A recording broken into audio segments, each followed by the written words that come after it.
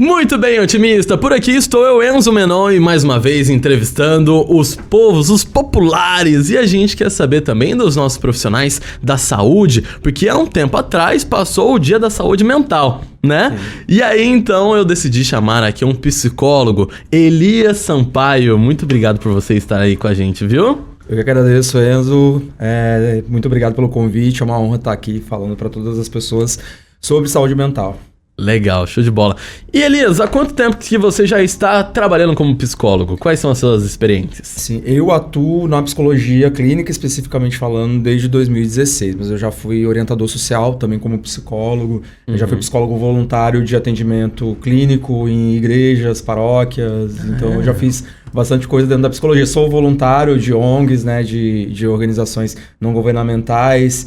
E, enfim, faço bastante coisa aí dentro da psicologia. Puxa vida, que legal. É um excelente profissional, viu? Muito obrigado. E assim, o que é exatamente a saúde mental? E o quão importante ela é para as pessoas hoje em dia? Sim. Enzo, saúde mental, muita gente acha que ter saúde é não ter doença. E um dos primeiros pontos que a gente aprende, até na graduação, fazendo especializações e outras coisas, é que saúde não é ausência de doença. Então, ter saúde mental não necessariamente envolve você não ter alguma patologia ou algum quadro clínico. Você pode ter, mas o que vai fazer diferença são os seus hábitos de saúde. Então, por exemplo, caso você seja diagnosticado hoje com um quadro de ansiedade generalizada, que é o TAG, que muita gente comenta hoje em dia, muita gente inclusive tem esse quadro.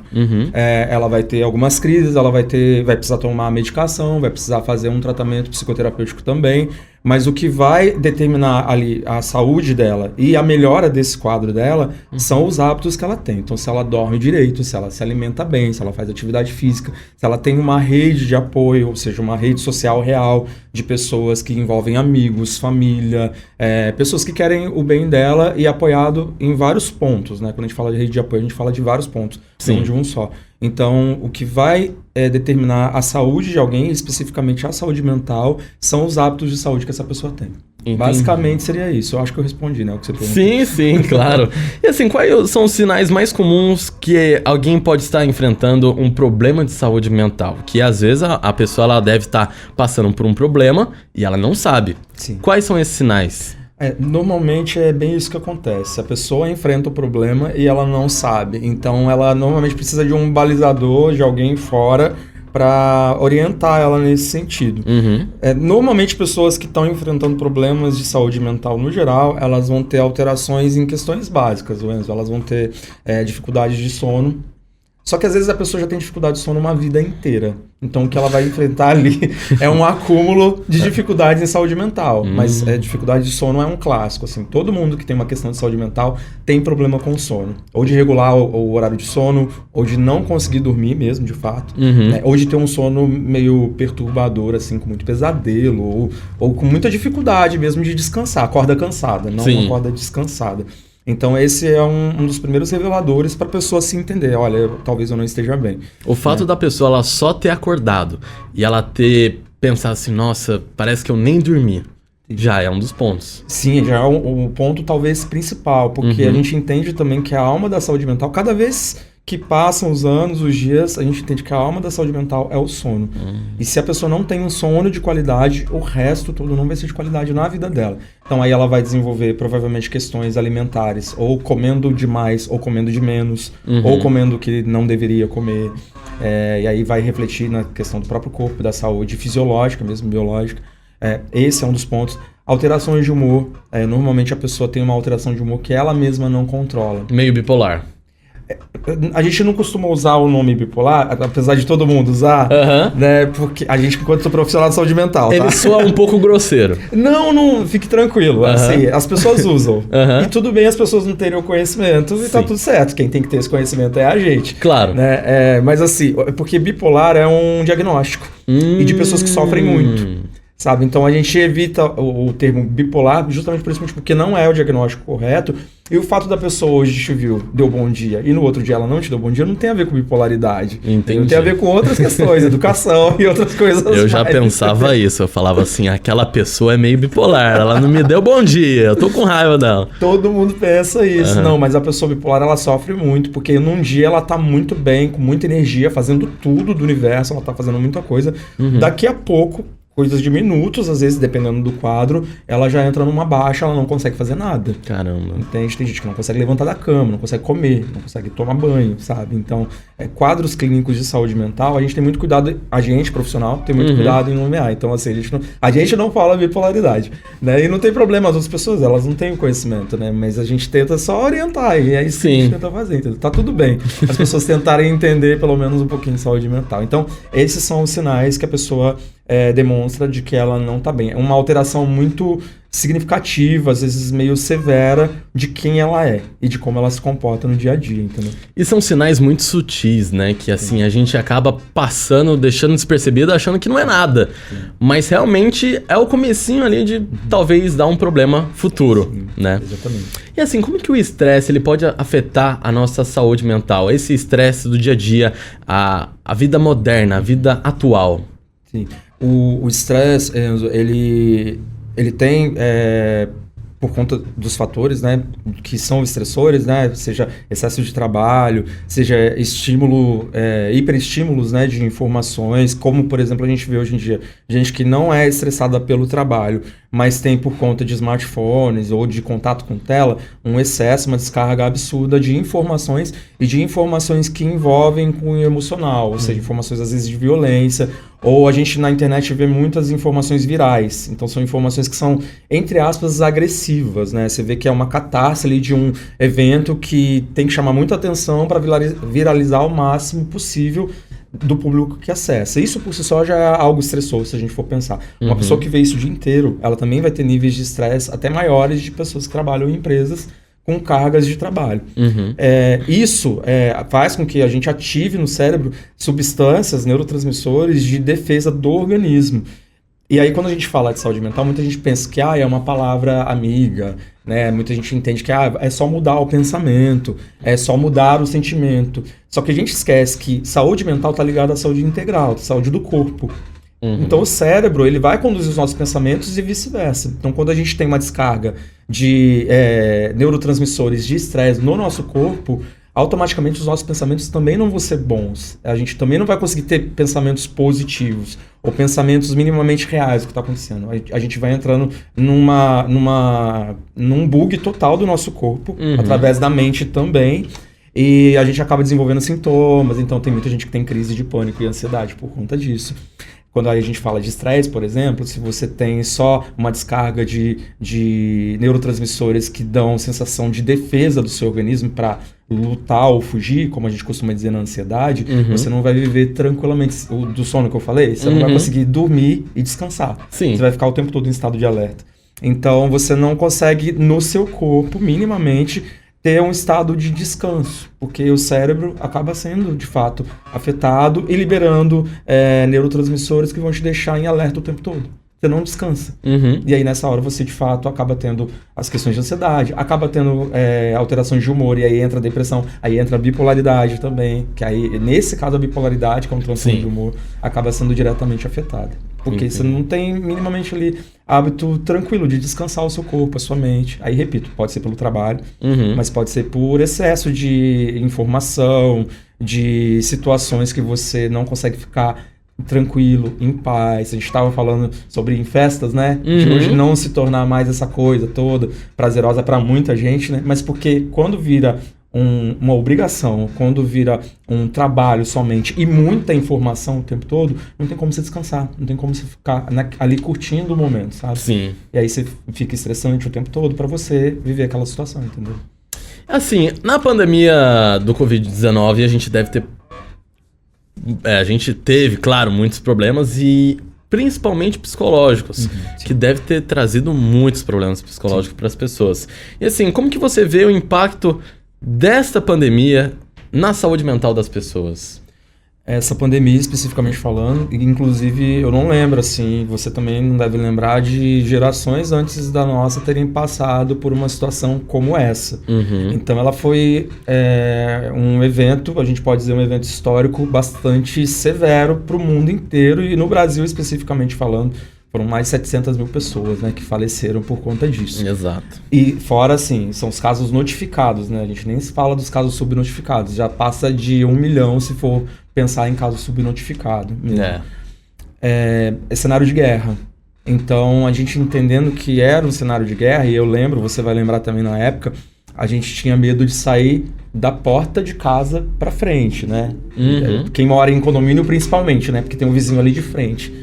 Então virou um terror, virou um pânico. A gente olhava para as ruas, não tinha ninguém. Virava uma cidade zumbi, como a gente vê nos filmes. A gente jamais imaginou ter passado por isso. Então a gente estava vivendo na realidade um cenário de guerra contra um inimigo invisível, né? Que é um vírus. E que estava sendo letal para muita gente. Sim, muita gente foi impactada só pelo evento em si. Porque ver aquilo, de fato, coisas que a gente vê em filmes de ficção científica, a gente estava vivendo a realidade, então foi meio que a concretização dessas ficções. A gente não tinha na época, e muita gente até criou uma certa resistência ao que seria uma possibilidade de cura, que é a vacina. A gente não tinha na época nada do tipo. Então era quase que todo mundo fadado à morte, assim. Então é terrível, você vê muita gente indo e você prestes a ir também. Com medo de ir também. Com medo de ir também. E aí eu tô falando da gente que não teve Covid, eu tô falando de mim, eu não tive, eu não sei se você teve, né, Covid. Eu não sei se deu um falso positivo também. Eu não tive Covid, eu tô falando da gente, eu nem tô falando das pessoas que realmente tiveram e que tiveram contato com isso. Então, já é constatado que quem teve Covid teve sequela, principalmente nas funções neurológicas. Então, se a gente fala de saúde mental, quem não teve Covid, o impacto do cenário de guerra, que é um evento estressor ao extremo, falando de estresse, que a gente estava falando antes, né? Sim. Então, todo mundo foi impactado, não tem como dizer que não. Porque se eu não fui impactado diretamente na minha saúde mental, você que estava do meu lado foi. E como eu tô conectado a você, eu também vou sentir o que você sente. Então não tem como desassociar eu de você, sabe? Pra quem teve Covid, sim, tem sequela, tem gente que teve perda de memória e não consegue, às vezes, dialogar sem lembrar do fluxo da fala. Não consegue, tá falando aqui, daqui a pouco já esquece o que tá falando. Teve gente que ainda tem esse problema até hoje, né? As sequelas de ter contraído a Covid. A gente vê que tem também um ar de desesperança em muitas pessoas. Na época da Covid eu atendi muita gente. Muita gente desenvolveu o TOC, que é o transtorno obsessivo compulsivo, que é aquela compulsão que a pessoa tem ou por limpeza, então ela lava a mão o tempo todo. Caramba! Ela lava a mão o tempo todo, ou né, tem gente que tem isso com segurança, então tem que trancar a porta, tem que conferir várias vezes se a porta está trancada. Caramba. E é compulsivo, a pessoa não controla. Então muita gente vê, para com isso, mas não tem como, a pessoa não consegue parar. Sim. Sabe, de fazer isso. Então teve muita gente que teve o toque do pensamento, que é ter um pensamento absurdo, assim, sobre qualquer coisa e não conseguir controlar. E uma descarga enorme desses pensamentos. Fora a desesperança sobre a vida, sobre o futuro, sobre o futuro do filho, da filha, do pai, da mãe. Pessoas que perderam família inteira, que estão vivenciando esse luto até hoje, estão se reinventando até hoje. A gente que parou de ter contato com os nossos familiares e não conseguiu retomar a rotina de contato que tinha antes. Eu tenho familiar que mora longe, por exemplo. Até hoje eu não consegui manter uma rotina mais de visita desses familiares. Caramba. Então, vez ou outra, eu vejo em mim, mesmo sendo profissional de saúde, alguns impactos dessa época. Assim, eu vejo que os hábitos de antes não são os mesmos de hoje. Por algum motivo eu não consegui retomar todos eles, entende? Então exigiu da gente uma nova maneira de ver a vida. E isso por si só já faz a gente ter que elaborar perdas e luto de coisas que a gente tinha antes. Então isso já traz pra gente vários impactos na saúde mental, negativos principalmente. Houveram positivos também, mas negativos principalmente, porque é uma perda. Não dá pra negar o que há de negativo em tudo isso, sabe? A gente não pode subestimar que foi, de fato, um evento bastante letal e bastante pesado para todos nós vivemos, entendeu? Então é muito bom você trazer isso hoje, porque a gente ainda não se recuperou de tudo isso e ainda vai levar um tempo para se recuperar. Exatamente, ainda mais porque é psicológico. Sim. É realmente isso que vai passar por um tempo. E outra, foi como se fosse uma bomba psicológica. Exatamente. Mexeu com a cabeça de todo mundo. Sim. E assim, quais são assim, algumas estratégias que a gente pode adotar para o dia a dia pra gente prevenir problemas na saúde mental? Existem esses tipos de coisas que a gente consegue adotar ou não? Existe, poxa, muita gente pensa que não, né? Que é algo muito... eu preciso fazer a psicoterapia toda semana, né? Eu preciso ter um bom médico, eu preciso ter um bom profissional de psicologia. É claro que isso tudo vai facilitar muito o caminho. Mas sim, Enzo, tem muitas coisas que eu no meu dia a dia, na minha vida, posso fazer. Eu sei que muita gente fala assim, atividade física, todo mundo fala e ninguém consegue ter o hábito de fazer atividade física no dia a dia ou implementar esse hábito do nada. Porque, de fato, a atividade física é remédio natural. Sim. Isso todos os estudos sobre saúde mental falam. Atividade física é remédio natural. É como se eu fabricasse meu comprimido e tomasse todo dia, na medida que eu estou treinando, fazendo alguma coisa. Então, atividade física é uma coisa que eu posso fazer. Elias, eu tenho que ser o maromba, tenho que fazer 2 horas de atividade física por dia. Não tenho que fazer 2 horas de atividade física por dia. Eu tenho que descobrir algo que eu goste. Sim. E tenho que ter constância. Se eu puder ter constância diária, sei lá, que eu tenha 20 minutos, meia hora disso, que é uma atividade que além do meu corpo, entender que, eu tô vivo, né? Tô aqui, existe aqui um músculo, existe aqui alguma coisa, né? Uma coisa boa mesmo, né? Além do corpo entender isso, eu vou conseguir simplesmente entender que eu consigo cumprir isso no meu dia a dia. Então, por exemplo, há 2 anos e meio, mais ou menos, eu retomei a atividade física, que era algo muito difícil de fazer. Eu não gosto de academia, nunca gostei, continuo não gostando. É mesmo? Continuo não gostando. Sério? Seríssimo. Mas eu vou todo dia. Eu consegui manter a constância de ir todo dia. Vou no último horário que não tem quase ninguém, que é o horário que eu gosto. Porque aí eu gosto de música, eu boto meu fone, fico lá na esteira, fico fazendo as coisas, boto as músicas que eu gosto. E ali eu vou passando o tempo que eu ficar em casa mexendo no celular ou fazendo alguma outra coisa, é o tempo que eu tô lá. Entendi. Então eu tô aproveitando o meu tempo pra olhar para o meu corpo, para cuidar dele, para entender que sim, isso vai refletir em saúde física e já reflete em saúde mental. Porque depois da atividade física, eu me sinto muito melhor. E isso é comprovado cientificamente falando. Você faz com que seu corpo libere neurotransmissores, endorfina, serotonina, dopamina, todos esses neurotransmissores do bem-estar e do prazer, seu corpo libera a partir da atividade física constante que você faz diariamente. Então, isso por si só, se você consegue fazer diariamente, mas é recomendado pelo menos 3 vezes na semana, você já vai conseguir obter efeitos positivos na sua saúde mental. Coisa gratuita. Você pode caminhar no seu bairro, você pode fazer o que você quiser de atividade física que já vai te ajudar bastante. Né? Mas assim, é um hábito. Sim. Outro hábito é cuidar da saúde no geral. Então, o que você come, o que você bebe, né? Por exemplo, você ofereceu café assim que eu cheguei, né? Muito obrigado, inclusive. Imagina, café daqui da rádio é o melhor que tem. Tá? Café é uma delícia, né? Uma bebida brasileira aí que a gente sempre exportou pro mundo. A gente sabe falar de café, sabe usar muito bem o café. Só que café causa ansiedade. Então eu tenho que controlar, se eu tenho ansiedade, a quantidade de café que eu bebo. E não é só café, qualquer alimento que dá energia. Então, Coca-Cola, por exemplo, dá muita energia. Café dá muita energia. Existem alguns alimentos específicos que dão muita energia. Chocolate. Então, chocolate. Eu tenho que controlar esses alimentos, porque eles vão engatilhar a ansiedade em mim, ponto. Assim. Então, a mudança dos hábitos alimentares facilita bastante. Eu sei que tudo isso parece ser muito difícil, porque realmente, para quem não faz atividade física e para quem não tem hábito alimentar, e eu já fui essa pessoa, realmente é muito difícil. Mas começa do pouquinho. Assim, se você começa a atividade física, depois você vai pro hábito alimentar. Então, não seja super-homem, não seja Mulher Maravilha. Claro. Né? Seja um ser humano normal. Eu não tenho esse hábito. Eu preciso dar um jeito de implementar ele na minha vida. Então, como que eu vou fazer? É diário. É igual uma oração que você faz. Tem que ser todo dia. Igual o banho que você toma. Tem que ser todo dia. O dente que você escova. Pelo menos, né? Tem gente que não consegue tomar banho. Não, mas ó, Ademir, não é com você não, tá? Eu olhei pra você, eu olhei... Não, tem gente que toma banho, não tô falando que você não toma. Mas claro, é o mínimo que uma pessoa ela tem que tomar um banho pelo menos todo dia, né? Com certeza. Não só um, né? Normalmente um é europeu e olhe lá. Então. O brasileiro já tem ancestralidade indígena aí, que eram 12 banhos que os indígenas tomavam, né? Ainda tomam, né? No Rio, banho de rio. Então a gente tem aí uns 2, 3 banhos por dia aí na cultura brasileira pra tomar, né? Que a gente fica cheirosinho, né? Claro. Faz bem pra autoestima, né? Então banho é bom, banho é bom. Show de bola. E Elias, com esse aumento do uso das redes sociais, a gente vê cada vez mais com o tempo, a gente Tem até um tempo que as redes sociais, elas mostram o quanto que a gente está nelas. Inclusive o Instagram é uma delas, que mostra o quanto tempo você passa ali naquela rede social. E assim, como que você vê esse uso das redes sociais e o impacto dessa tecnologia na saúde mental, né? Pode ser, por exemplo, com os jovens. Hoje em dia, a galera da tua geração e as gerações que estão vindo depois da sua nasceram com smartphone, né? Mas espera aí, você também é jovem, tá? Não é só na minha, não, tá? Você não é tão velho assim, não. Olha lá. Não, mas vamos lá, né? Quando você nasceu, quais eram os aparelhos tecnológicos que existiam? Computador, laptop da Xuxa.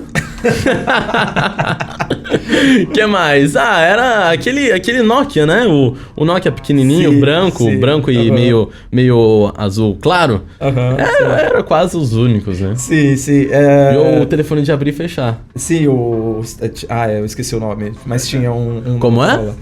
StarTAC, ele mesmo, StarTAC. Quando eu nasci em 85, né? Aqui eu vou falando, né? Praticamente. Não existia nem celular, pra você ter ideia. E poucas pessoas tinham um telefone com fio em casa, porque era algo muito caro. Eu não era essa pessoa, eu não tinha esse telefone em casa. Eu sou do tempo do Atari, do videogame Atari. O primeiro videogame, se eu não me engano, no Brasil. O meu irmão até compartilhou uma história lá, postando, nostalgia, porque tinha um joguinho do Atari que a gente adorava jogar.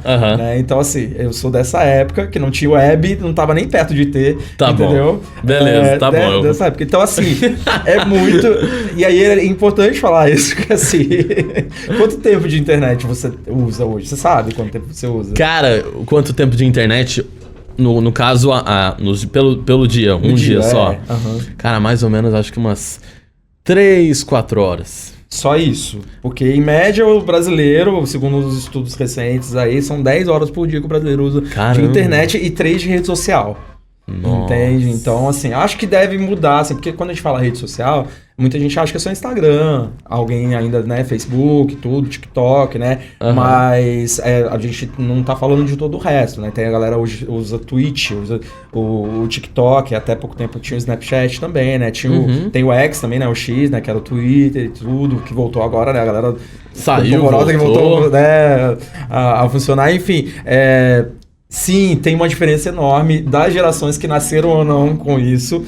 Todo mundo é impactado por uso de rede social. Todo mundo. Então, uma das coisas que a gente estava conversando, né? Que você mandou pra gente conversar sobre esse papo aqui, né? Qual é o impacto que tem na galera de hoje. E você falou, né? Sobre os jovens de hoje. Mas, assim... todo mundo tá impactado, Enzo, porque querendo ou não, esse tipo de tecnologia, tanto o smartphone, né? Agora tá vindo as IAs, né? Tem os chat GPT da vida, umas outras coisas que é uma novidade para todo mundo também, né? Todas essas tecnologias, elas são novas para a humanidade como um todo. Então, assim, todos nós somos as gerações cobaias dessas tecnologias. A gente está experimentando muito aprimoramento, a gente tem acesso a muita coisa positiva, mas a gente também está tendo acesso a muita coisa negativa. Então tá vindo agora algumas leis para regularem como a gente usa pela via legal, por lei, né, para que a gente tenha minimamente aí dignidade para utilizar essas coisas. Mas assim, até então a gente vai ter impactos de saúde mental. Não sei se você vai lembrar, mas o Instagram há alguns anos ele tinha um número de curtidas aparecendo para todas as pessoas de um post que você fazia, né? Enfim, tinha esse número de curtidas. E ele baniu esse número de curtidas porque na época, quando foi banido, foi exigido por várias instituições no mundo que o Instagram tirasse, porque isso estava sendo equivalente a doses de cocaína no cérebro das pessoas. É mesmo? Sim, eu não vou lembrar quantos anos, mas assim, eu lembro que saíram esses estudos e na época o Instagram foi obrigado a tirar o número de curtidas de um post. Puxa, porque as pessoas estavam pautando, que a gente chama hoje de algoritmo, né, de engajamento e tudo. Nessa época, já existia essa ideia pelo número de curtidas de Instagram, pelo número de seguidores, para conseguir gerar o engajamento que hoje a gente fala, mas antes a gente não falava. Só para te dizer que, sim, o uso de rede social, especificamente de algumas redes sociais, sim, traz algum impacto, algum estímulo para o nosso cérebro, e um estímulo que não faz a gente deixar simplesmente essa rede e fazer uma outra coisa. Quanto mais tempo a gente fica ali, melhor é para a rede, mais ela lucra, porque tem mais anúncio, tem mais gente comprando coisas, é fato. As Amazon da vida, Mercado Livre estão aí para comprovar o quanto de coisa que você já comprou que você nem precisava, né? Então, sim, você acaba tendo comportamentos compulsivos a partir de um aparelhinho, que você antes não tinha. Não tinha nada que estimulava ou que fazia isso com a gente. Então é uma novidade da qual todos nós somos cobaias. Então sim, a gente vai ter que desenvolver autocrítica individual e coletiva para entender o quanto isso está impactando a nossa vida. Por exemplo, quanto isso, a gente já fala há muito tempo sobre isso, quanto isso me isola de pessoas reais. Né? E é uma coisa que eu trabalho muito na minha clínica, assim. O quanto isso está te isolando de momentos e de pessoas reais. O quanto um Tinder, o quanto os aplicativos aí de relacionamento te impedem de ter uma busca real de alguém real para se envolver, para se relacionar, para ter um flerte, sabe? O quanto você tá saindo desse mundinho quadradinho para ir para um mundo muito mais plural, muito mais diverso e, consequentemente, ter desenvolvido as suas funções humanas básicas. Sim. Porque se você fica só nisso, você fica com um cigarro, como pessoas que fumam cigarro. Com todo respeito a quem fuma, tá, gente? Não tem preconceito a quem fuma, não. Não, mas deu assim, pra entender. Para que você não desenvolva vícios e fique ali sozinho no seu vício, sem se relacionar com ninguém, sem se envolver com ninguém. Respondi? Respondeu, claro. Até porque eu acredito que, assim, a gente já ouviu dizer, eu pelo menos, na internet, você tem o nome, o título de usuário.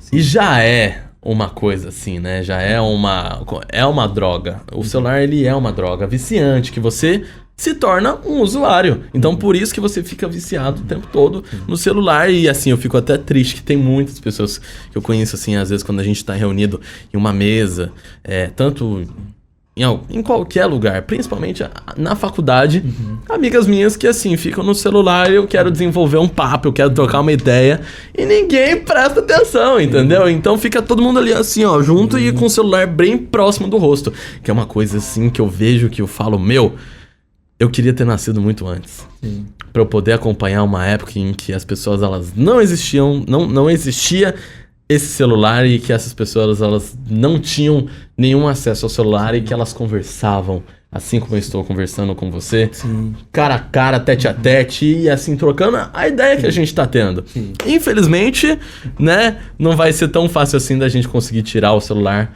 E claro, não é uma coisa legal você pegar o celular da pessoa e tirar, porque você até não sabe o que ela está escrevendo, o que ela está fazendo ali no celular. Mas, enfim. E assim, a terapia, puxando um pouquinho desse lado online, a terapia online, ela tá cada vez mais presente no dia a dia. Ela tá ganhando um espaço muito grande. Cada vez mais psicólogos atendem online. Você atende online? Atendo. Atende? Metade dos meus pacientes são mesmo? no atendimento online hoje. Então metade presencial, metade online? Sim. E assim, essa terapia online, ela é tão eficaz quanto a presencial? Ela não substitui a presencial, isso é um fato. Ela, inclusive, ela surgiu na Covid, ela surgiu na pandemia. Eu era uma pessoa muito preconceituosa com o atendimento online. Não só eu, mas o nosso conselho de psicologia, ele não autorizava você fazer atendimento online. É mesmo?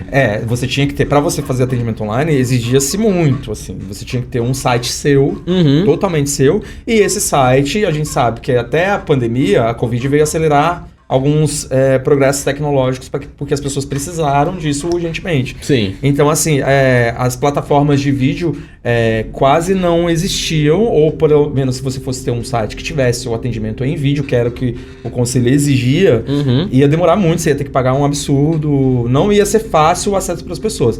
Com a Covid, o Conselho liberou o atendimento online através de outras plataformas, como, por exemplo, o Meet, né, da Google, o Skype e outras plataformas, e começou a autorizar em massa psicólogos fazerem atendimento online, porque era a única forma de atender as pessoas, já que todo mundo tinha que ficar isolado. Exato. Então a gente experimentou esse progresso. Repito, eu antes não gostava, eu achava que eu não ia me dar nada bem com o atendimento online, e foi um tapa na minha cara, porque no final das contas eu vi que eu consegui fazer trabalhos muito bons, assim, dentro da psicoterapia online, e hoje metade dos meus pacientes, né, fazem o atendimento online. Repito, não substitui presencial. Quem faz atendimento online comigo é porque não consegue estar no presencial hoje. E o que é esse não consegue? É gente que morava em São José e tá morando no exterior, na Europa, Estados Unidos, então essa galera não consegue. Ou tá morando no Brasil, mas fazendo faculdade, sei lá, Mato Grosso do Sul, na Bahia, e aí tá lá, não consegue, não tem como estar aqui no presencial. Aí quando vem passar férias, vem no consultório presencial, entendeu? Então a gente já combina isso. Mas, assim, é gente que não pode estar no presencial.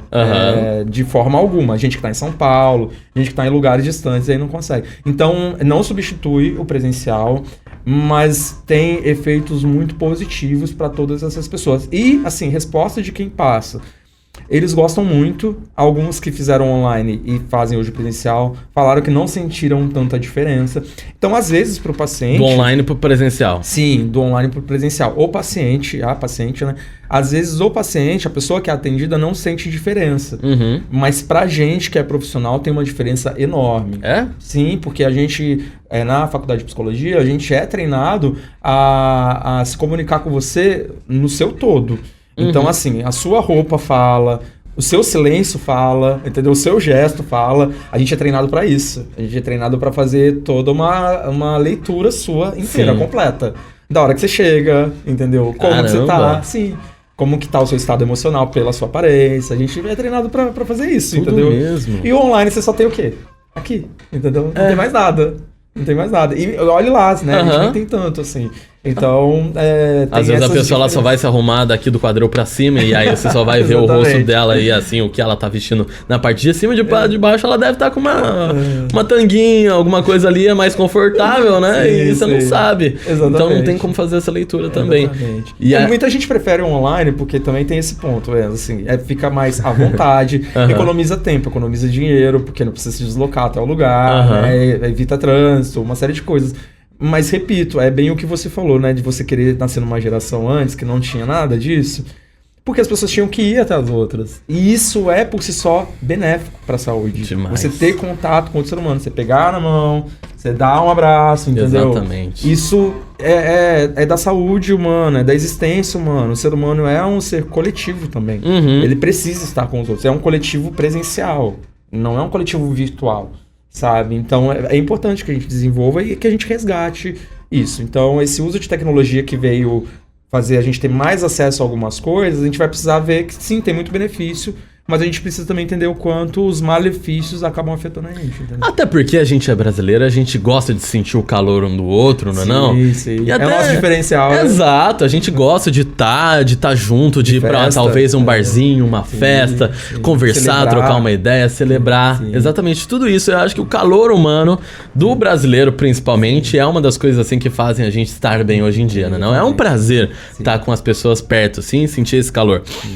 E até porque uma vez eu vi em um livro que uma pessoa que ela não tem um contato, não tem alguma coisa social com alguma pessoa assim, nós vivemos em sociedade.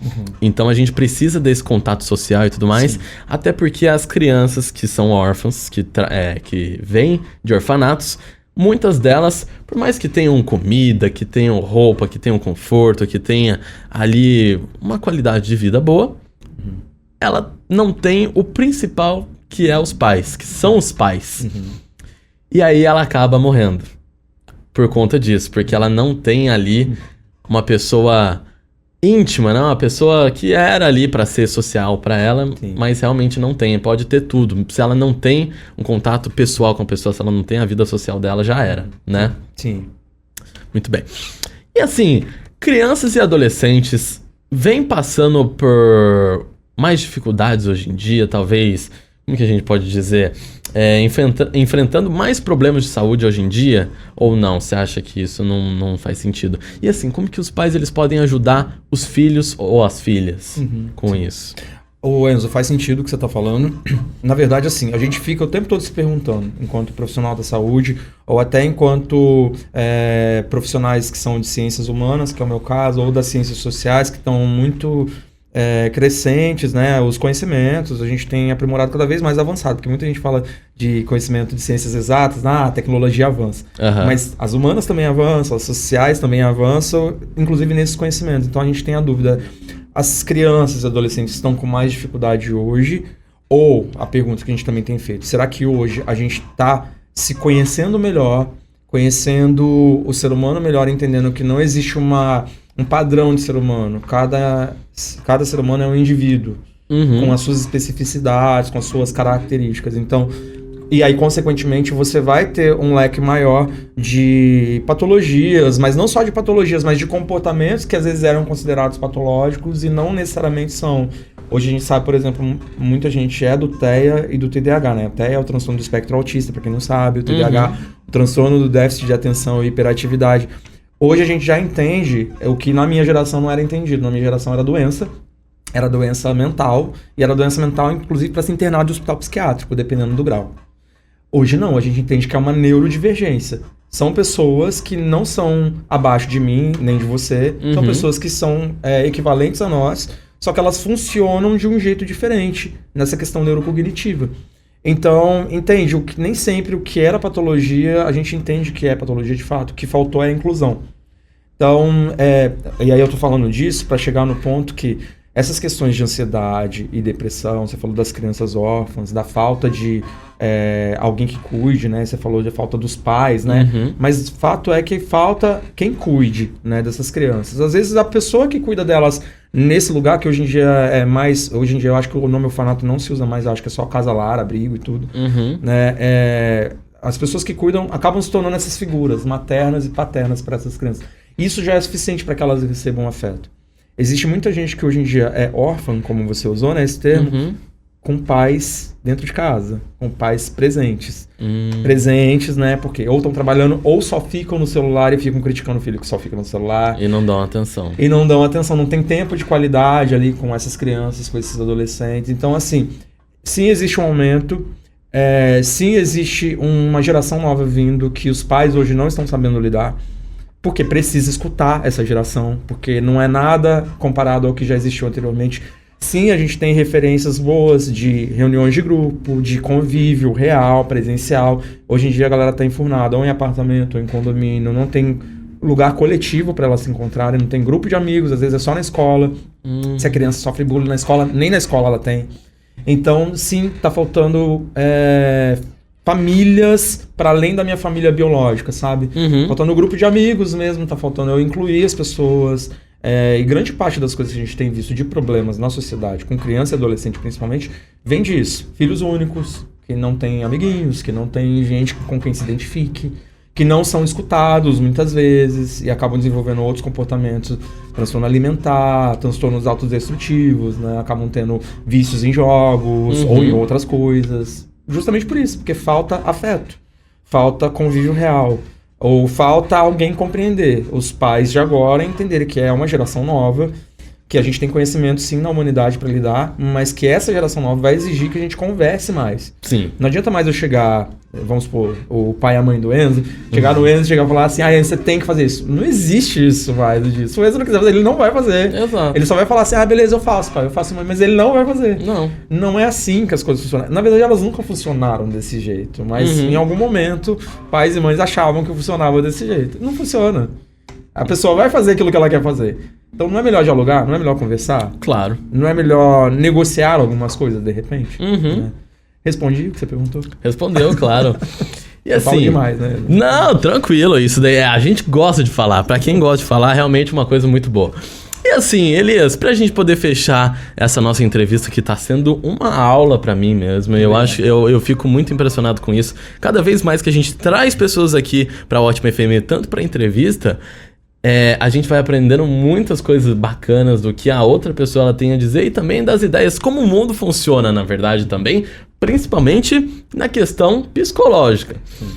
E assim, pra gente poder fechar, que mensagem você daria para aquelas pessoas que estão passando problemas psicológicos, no caso, a saúde mental delas não estão boas? O que você pode aconselhar para essas pessoas que têm medo ou vergonha de buscar uma ajuda? Primeira coisa, Enzo, eu sei que é meio clichê eu falar isso, né? Mas assim, primeira coisa é não perder a esperança.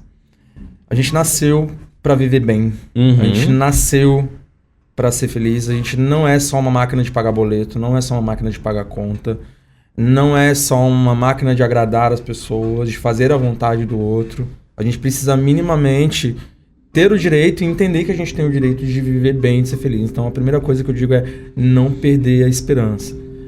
A minha linha da psicologia, ela é logoterapia e ela trabalha o sentido da vida. E a gente entende que tudo que acontece na tua vida tem um sentido. E esse sentido é para que você se realize cada vez mais. Sim. Talvez hoje, o que você está vivendo hoje, né, para a pessoa que está ouvindo, que está assistindo, né, o que você está vivendo hoje seja só desespero, seja só desesperança, seja só coisa ruim, fora de você e dentro de você. Às vezes isso acontece assim, né, Enzo? Poxa, tem tanta coisa boa acontecendo fora de mim, eu não consigo me sentir bem, eu não consigo me sentir grato. Esse é, inclusive, o pior dos sentimentos que alguém pode ter. Tá tudo bem fora dela, mas dentro dela ela tá isolada, se sentindo sozinha, triste, e ela não entende por quê. Então, quando eu falo de não perder a esperança, é disso que eu tô falando. Isso não é o todo da pessoa, isso é uma parte da vida da pessoa, por mais que pareça longa. É importante reconhecer que eu preciso de ajuda, que eu não vivo sozinho nesse mundo, Enzo. E tem alguém que pode me ajudar. Sabe? A gente daqui da psicologia está para isso. Mas às vezes a pessoa, ela tem uma pessoa especial perto dela, um amigo, uma amiga, que saiba compreender ela de alguma maneira diferente. Então talvez ela possa contar com esse amigo, com essa amiga. Talvez, Elias, eu já contei com esse amigo, com essa amiga, eu só me decepcionei. Então busca um profissional. Então, porque a gente está aqui para ajudar. A gente não é o seu amigo, a gente não é a sua amiga, mas a gente quer ver você bem. Exato. Né? A gente quer ver você feliz e a gente quer trabalhar para isso. Então busque, nem que seja um primeiro atendimento, só para você entender, será que tá tudo bem comigo mesmo? Será que eu não tô precisando de ajuda? Ninguém é de ferro, Enzo. E às vezes, infelizmente, foi criado de um jeito, principalmente a galera que escuta aqui, né? Eu te perguntei que era o público da Ótima, né? A gente foi criado nessa ideia de que eu tenho que ser forte, de que eu não posso chorar, de que eu tenho que aguentar tudo. Não, gente, eu não tenho que aguentar tudo. Então daqui a pouco sou eu que não tô conseguindo dormir. Aguentando o problema que às vezes nem é meu, né? Então não, eu preciso olhar pra isso, eu preciso não perder a esperança, entender que eu, Elias, você, Enzo, cada um na sua particularidade, pode e tem o direito de ser muito feliz. E que eu preciso trabalhar para ser feliz. Infelizmente, nada vem de graça nesse mundo. Pois é. A gente precisa trabalhar. Então, eu preciso me cuidar. Às vezes, eu não me cuido já há algum tempo. Justamente porque eu não aprendi a me cuidar. Não foi ensinado. Você falou das crianças abandonadas, né? Repito, às vezes a gente é abandonado na vida. Mesmo tendo pai e mãe em casa, a gente não teve pai e mãe dentro de casa. Então, a gente não aprendeu a se cuidar. Então é isso, aprender o auto-amor, não perder a esperança, aprender o auto-amor, aprender o autocuidado, sentir prazer nas pequenas coisas, no momento que eu tô ali fazendo algo pra mim. Eu tô caminhando, às vezes eu tô caminhando no ranço, mas não, isso que vai me fazer bem. Quando eu falo de não perder a esperança, é isso. Às vezes o que você tá sentindo naquele momento não é prazer, é raiva, é ranço. Eu, na academia, eu não quero estar aqui. É o famoso fazer na base do ódio. Praticamente. Não é? Mas fazer por mim. É na base do ódio, mas é por mim, não é pelo outro. Exatamente. Não é pelo meu pai, pela minha mãe, pelo pastor, pelo padre, não é por ninguém. É por mim. Eu quero fazer por mim. E aí eu vou colher o resultado disso. Então é isso, não perder a esperança e trabalhar para ficar bem, porque sim, a gente colhe o resultado disso, entendeu? A melhor energia que a gente investe é na gente mesmo. Essa tem retorno. Ela vai voltar em algum momento. Eu tenho certeza que quando você escolheu fazer a faculdade que você está fazendo, você viu que você nasceu para isso, né? De alguma forma. E de alguma forma você está se realizando. Mas lá, 4 ou 5 anos atrás, quando a gente conversava, você ainda nem tinha começado e você não tinha ideia do que você fazia. Lembra disso? É verdade, eu não tinha mesmo. Eu ficava viajando, eu falava assim, nossa, o que eu vou fazer? Realmente não era. E você tá aí brilhando, arrasando muito nos eventos e fazendo muito sucesso. E dá muito orgulho ver você nesse caminho. Então é isso, gente. Vejam a história do Enzo, que a partir da história do Enzo vocês vão ver que dá pra não perder a esperança e dá pra ser muito feliz. Orgulho sou eu que tenho de ter você por aqui, tendo essa entrevista maravilhosa, com muitos conhecimentos. E eu agradeço desde já por você ter aceitado esse convite, por ter vindo aqui na Ótima FM e dar essa entrevista aqui pra gente, viu? Sim, eu que agradeço, Enzo. Obrigado pelo convite, obrigado aí, pessoal da Ótima, todinho, pelo espaço pra falar. Quem precisar de alguma coisa de mim, meu Instagram é @psiquelias, né? O WhatsApp profissional é 12988128882. Me procurem, fiquem à vontade para chamar. Vai ser um prazer poder ajudar no que precisar. Com certeza. Um excelente profissional. Este é Elias Sampaio, psicólogo, aqui dando essa entrevista maravilhosa pro público daqui da Ótima FM. Muito obrigado por você que acompanhou a gente aqui até agora. Não se esqueça de curtir, compartilhar para quem você ama e para quem você quer ver bem psicologicamente e, claro, do seu lado. Muito obrigado mais uma vez e até a próxima entrevista. Tchau. Tchau.